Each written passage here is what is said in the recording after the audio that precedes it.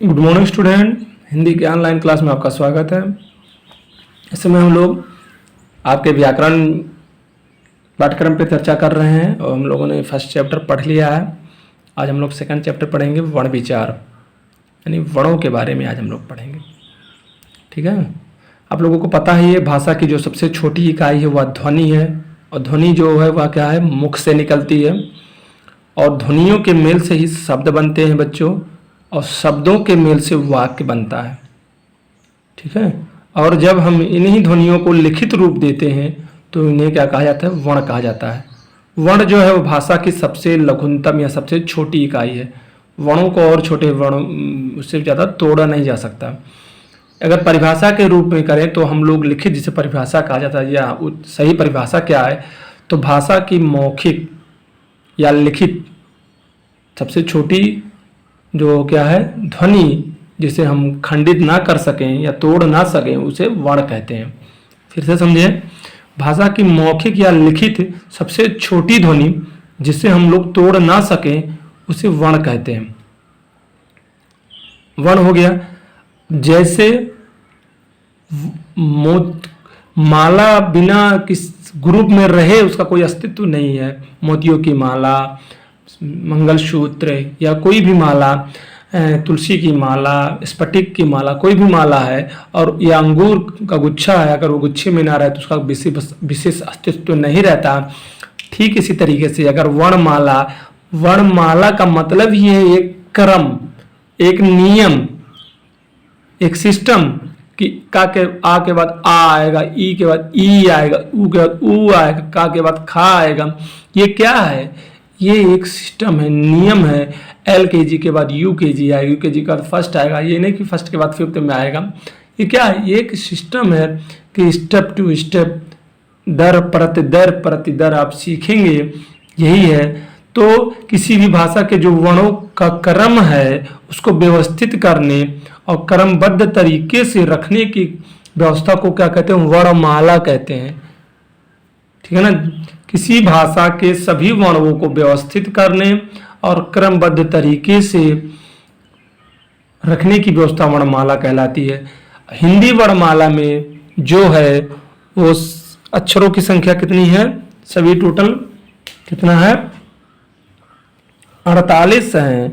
कितने हैं, 48 वर्ण हैं, लेकिन कुल मिला के 4 और मिला के हम लोग क्या करते हैं, को 52 मान लिया जाता है। इनको आसानी से पढ़ने के लिए और आसानी से समझने के लिए इन्हें हम लोग क्या करते हैं, 2 भागों में बांट देते हैं। एक होता है स्वर और दूसरा होता है व्यंजन। स्वरों की संख्या 11 है बच्चों, जिसमें आ ई उ री ए ओ आओ है, और उसमें 2 जो है वो एक अनुस्वर है और एक विसर्ग है। अंग जो है वो अनुस्वर है, आह जो है वो विसर्ग है। व्यंजन को हम लोग, व्यंजनों की संख्या हमारे जो है वो कम से कम 25 है। ठीक है ना, का से लेके माँ तक व्यंजन जो है वो स्पर्श व्यंजन कहलाते हैं, उनकी संख्या 25 है।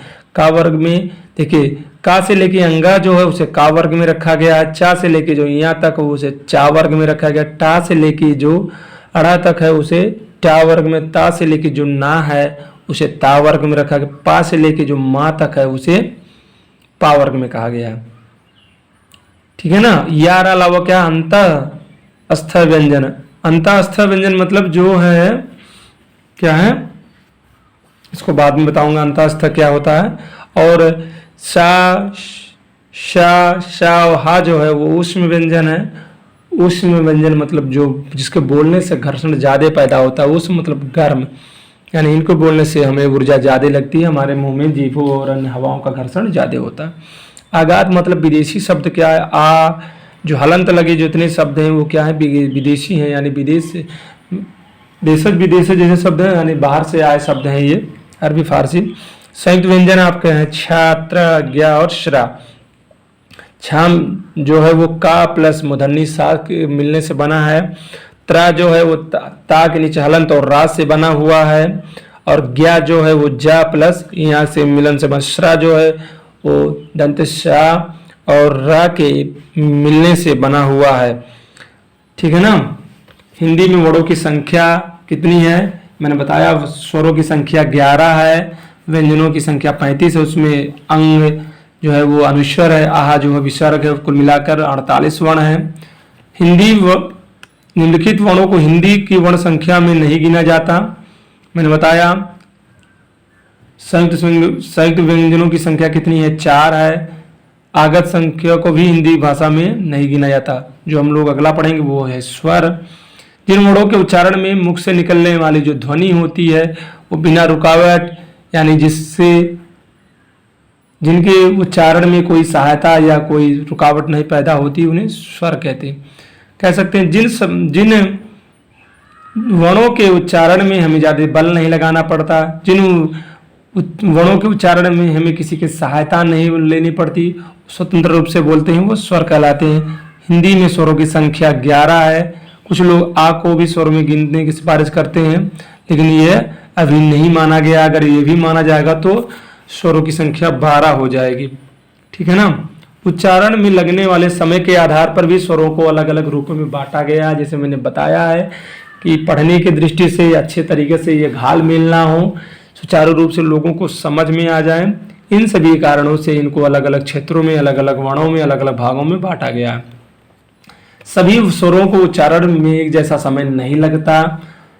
किसी को उच्चारण में कम समय लगता है, किसी के उच्चारण में अधिक समय लगता है। इसी आधार पर दो भागों में ह्रस्व स्वर और दीर्घ स्वर, दो भागों में बांटा गया। पहले ह्रस्व स्वर और दीर्घ स्वर। ह्रस्व स्वर का मतलब क्या होता है? जिन स्वरों के उच्चारण में कम समय लगता है उन्हें ह्रस्व स्वर कहते हैं। जैसे आ, ई, उ और री।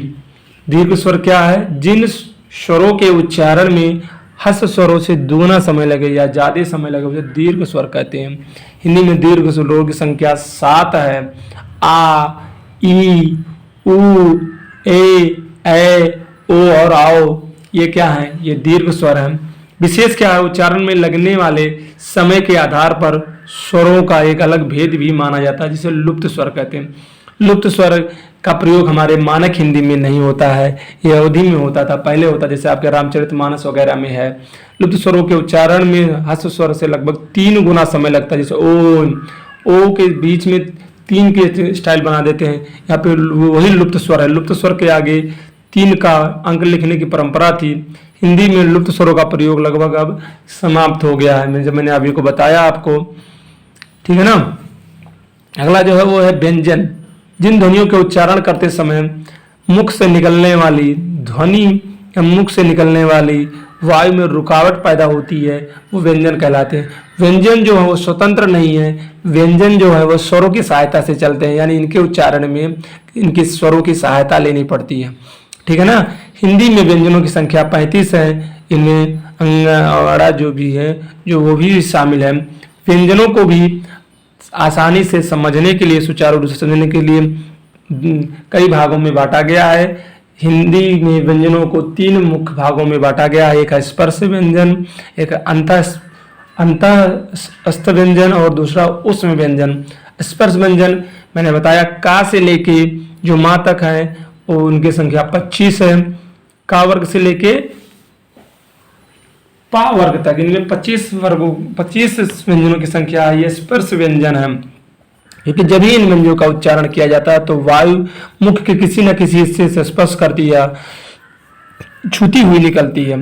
अंतःस्थ व्यंजन को अंतःस्थ व्यंजन क्या है? अंतःस्थ व्यंजन हिंदी में इनकी संख्या केवल 4 है। 11 अलावा को अंतःस्थ व्यंजन कहा जाता है। ये चारों व्यंजन मुख से निकलने वाली वायु की रुकावट अन्य व्यंजनों की तुलना में कम लगती है। ये चारों व्यंजन उष्म और स्पर्श व्यंजनों के बीच स्थित है, इसीलिए इन्हें अंतःस्थ व्यंजन कहा जाता है। उष्म व्यंजन, उष्म का मतलब होता है गर्म। हिंदी में इन उष्म व्यंजनों की संख्या 4 है। शा, मूर्धन्य शा, दंत शा और हा। जब उष्म व्यंजनों का उच्चारण किया जाता है तो मुख से निकलने वाली जो हवा है वो गर्म हो जाती है, इसलिए इन्हें उष्म व्यंजन कहा जाता है। ठीक है ना।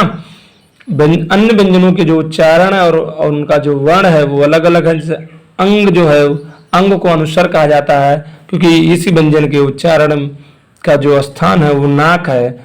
इनके जो, ठीक है ना, जो उच्चारण में हवा जो होती है वो नाक से निकलती है, इसीलिए इसे अनुस्वर कहा जाता है। ठीक है ना। इसको देख लीजिए, अंग, या, अड़ा, ना और पा। अंग के उच्चारण में हवा केवल नाक से, जैसे गंगा, पंखा, शंतरा, डंडा आदि। विशेष क्या, कुछ ध्वनियों के उच्चारण के समय हवा नाक और मुख दोनों से निकलती है, इसे अनुनासिक कहा जाता है, जैसे जिसमें चांद बिंदी का प्रयोग किया जाता है, जैसे चांद, आंख, गांव, दांत और पांचवा आदि। आहा को विसर्ग कहा जाता है। विसर्ग का उच्चारण हल्के हा की तरह एक छोटे से झटके के साथ किया जाता है, जैसे अतः, प्रातः आदि। आगत ध्वनियां मतलब वे शब्द या ध्वनियां जो विदेश अंग्रेजों शब्दों से लिया गया हो या अरबी या फारसी शब्दों से लिया गया है, ये क्या कहलाते हैं, आगत शब्द कहलाते हैं। आगत शब्द को हम लोग अगले वीडियो में पढ़ेंगे। ठीक है ना।